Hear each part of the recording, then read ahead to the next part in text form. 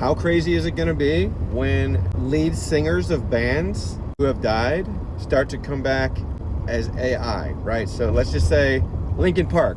They tried to get a new singer. I don't think it worked out. But what if, they wanted to replicate the lead singer's voice? They wanted to replicate Chester's voice and go ahead and start creating new songs using an AI version of Chester's voice. I'm just using Chester as an example. It could be Nirvana. It could be a ton of other, probably not Nirvana because the legality of that would be crazy with the Courtney Love stuff, but I don't know how that would work. And of course, the family members might not want the other band members putting certain words into his mouth. But what do y'all think about the possibility of deceased lead singers being kind of brought back into the music through AI? I feel like at some point we're going to be dealing with something like that.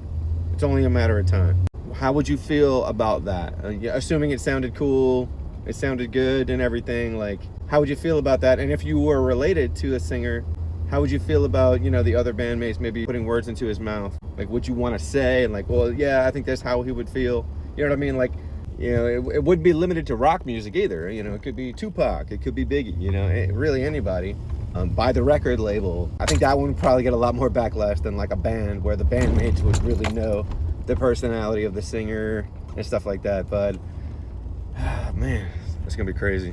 And you think about the band Sublime. Well, now Bradley Nowell's son is kind of taking his place as the lead singer. But what if Bradley could come back and they could do like an AI duet, and they could kind of go back and forth and vibe with each other via AI? I think a lot of people would be totally down with that, honestly. I don't know. Just something interesting to think about. Let me know what y'all think.